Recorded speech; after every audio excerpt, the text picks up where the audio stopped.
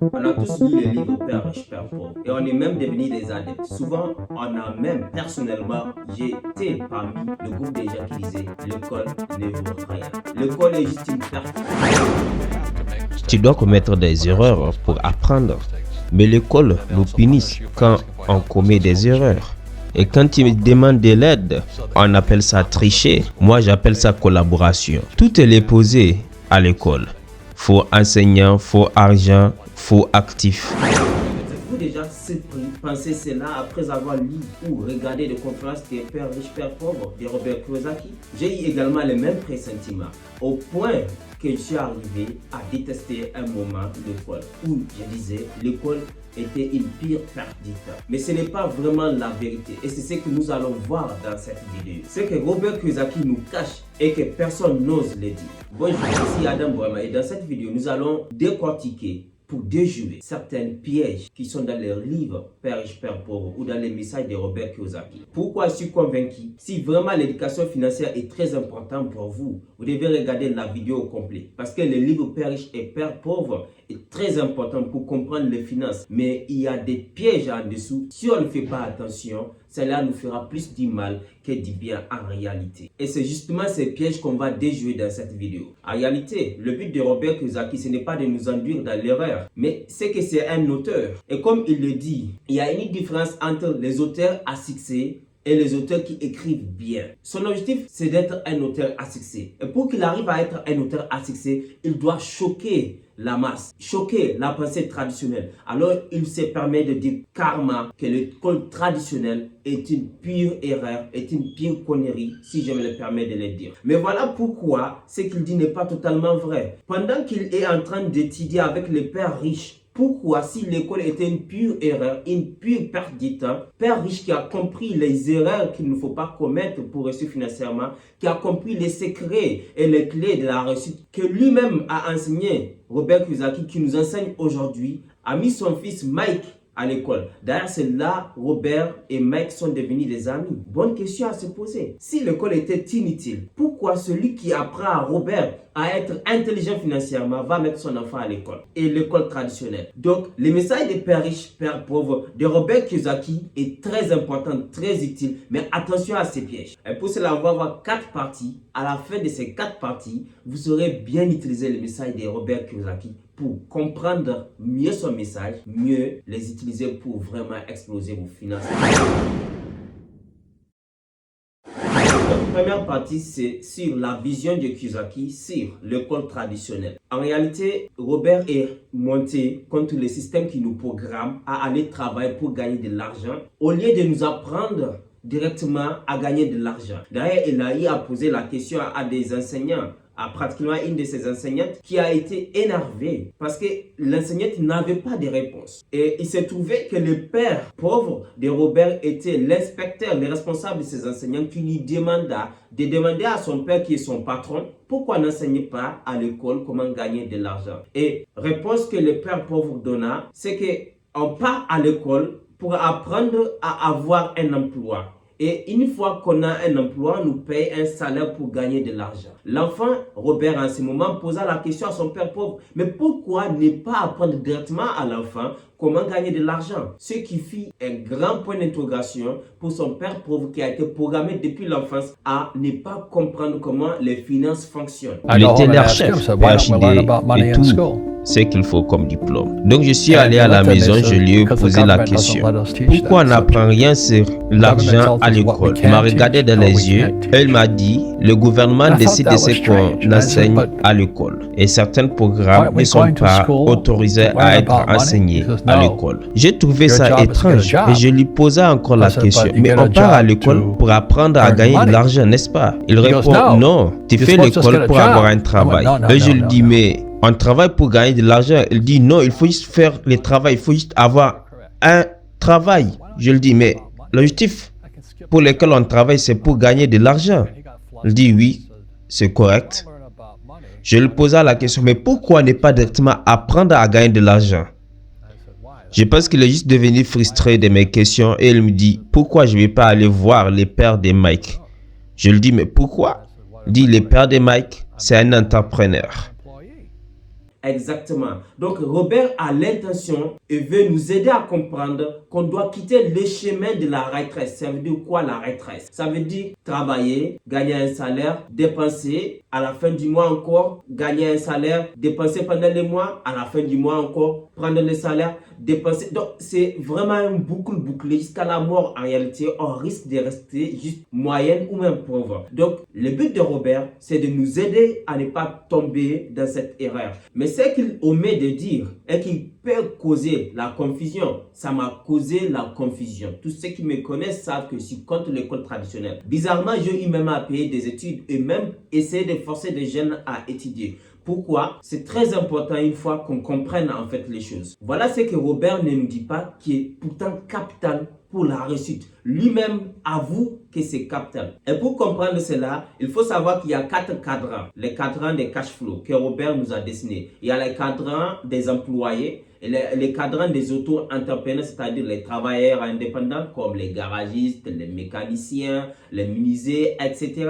Il y a également les propriétaires d'entreprises, ceux qui créent leur entreprise, qui ont des employés qui travaillent pour eux. Et il y a finalement les investisseurs. Donc, il y a les employés, il y a les auto-entrepreneurs et ici, il y a les businessmen et les investisseurs. Donc, il nous propose de faire partie de ce groupe. Des gens qui sont fortunés sont dans le groupe des propriétaires d'entreprises et investisseurs. D'ailleurs, il nous conseille de passer par propriétaire d'entreprise à investisseur. Ainsi, on aura plus de levier. Et pour comprendre la différence majeure entre ces deux groupes, c'est qu'un employé, il vend son temps pour gagner de l'argent. On est d'accord? Un employé travaille pour son employeur de 8h à 18h ou à 17h30 en fonction de l'emploi, de lundi à vendredi. Donc, il a 2 jours dans la semaine où il se repose et il a encore 15 jours ou 30 jours en fonction de l'emploi des vacances pendant l'année où il est payé malgré qu'il ne travaille pas. Oui, mais voilà le problème. Si un employé gagne 300 000 par mois, 300 000 francs CFA, ok, pas 300 000 $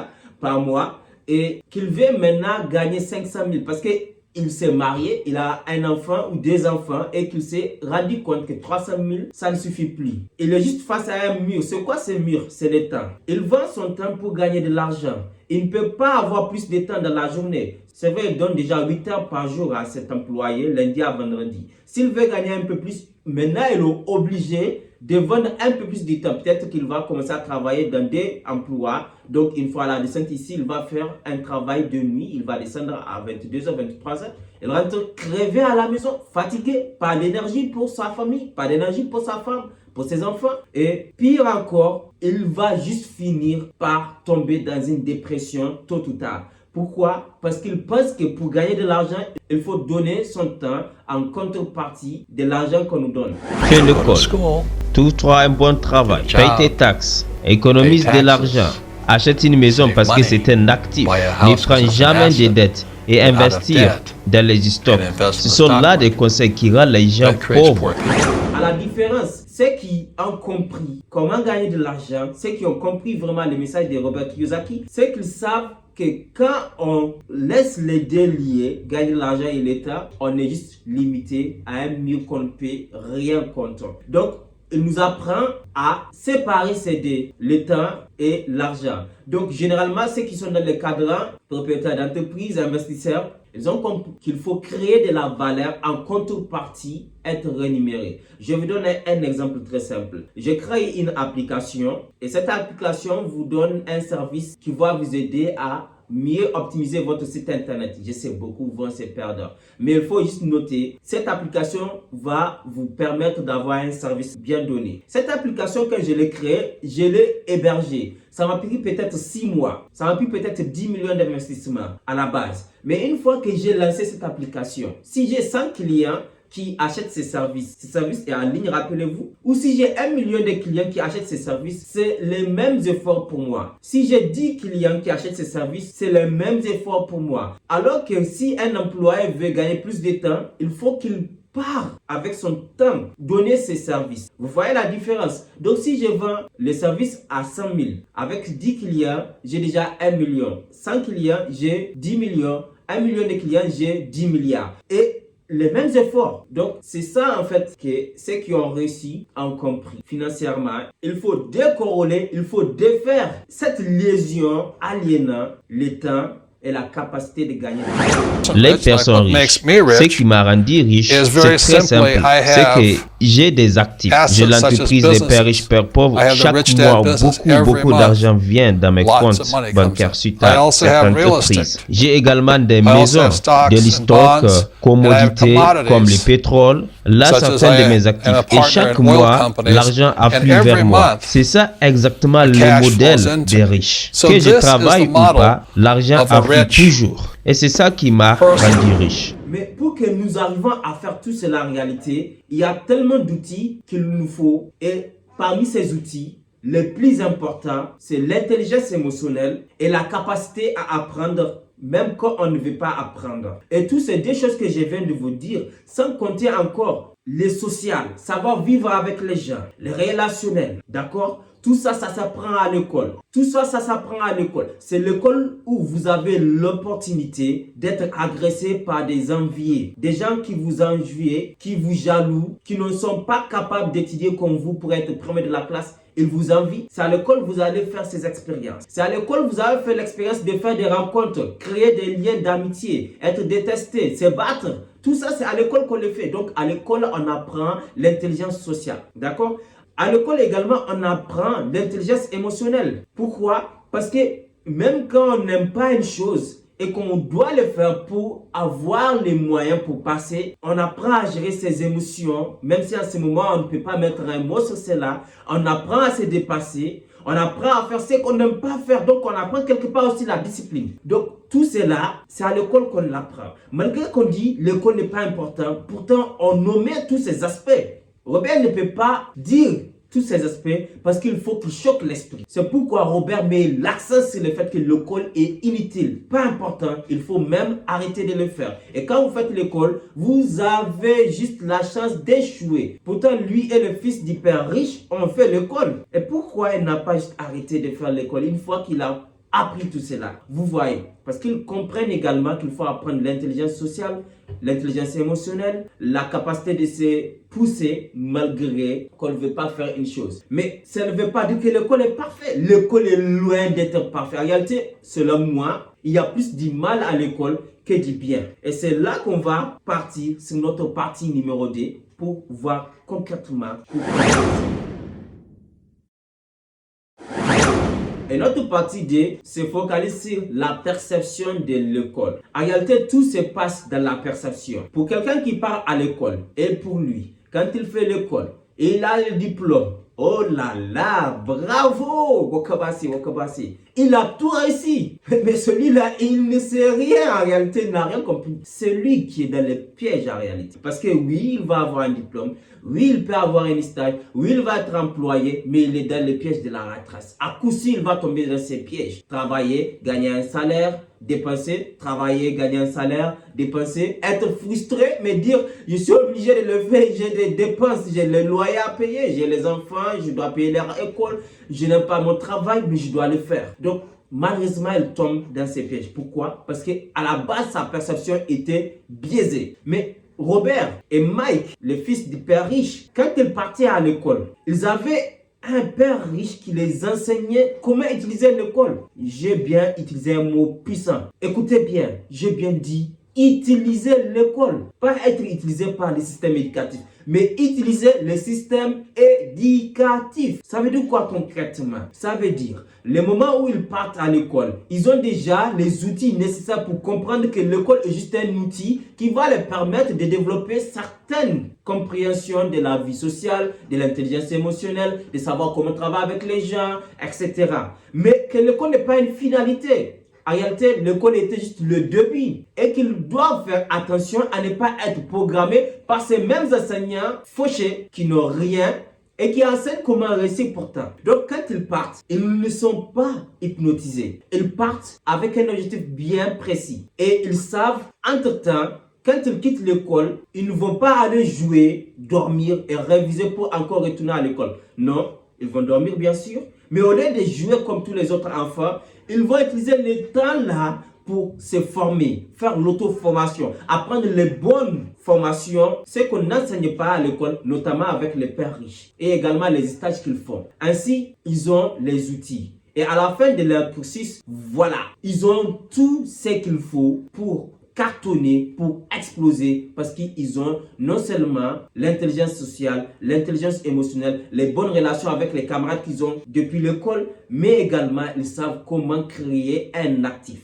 Un actif qui est juste quelque chose qui vous fait rentrer de l'argent, pas uniquement un passif qui est juste quelque chose qui fait sortir de l'argent. Généralement, ce qu'on nous apprend à l'école, c'est uniquement les passifs. Donc, tout dépend de votre perception. Quand vous avez la chance de suivre des vidéos pareilles et que vous avez un petit frère ou vous-même qui commencez à être réticent vers l'école, comprenez une chose, décidez consciemment d'utiliser l'école à votre avantage. Vous partez à l'école, vous utilisez le système éducatif et vous retournez à l'émission, vous allez maintenant apprendre ce qu'on ne donne pas dans le système, c'est-à-dire précisément apprendre à créer des actifs. Et c'est déjà ça en réalité, c'est seulement ça qui fait un entrepreneur. Créer un actif, créer un système qui va faire en sorte que quelqu'un va te donner son argent. C'est ça, créer un actif.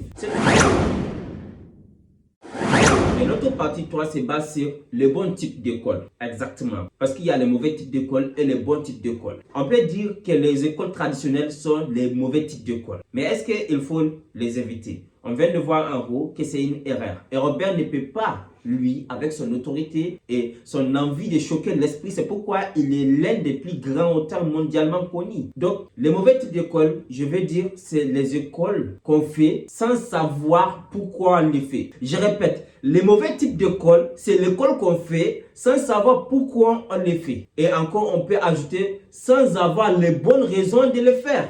On fait tous l'école traditionnelle, ou presque tous. Mais généralement, on le fait pour les mauvaises raisons. On le fait pour réussir. Alors qu'en réalité, l'école traditionnelle n'est pas là pour nous aider à réussir. Mais c'est là uniquement pour maintenir un système qui va faire vivre un gouvernement, un système qui va faire vivre des entreprises. Parce que c'est comme ça que les gens qui ont créé les capitalistes ont pensé le monde. Imaginez-vous seulement, il y a 300 ans, il n'y avait pas l'école traditionnelle comme on le connaît aujourd'hui. Donc 300 ans.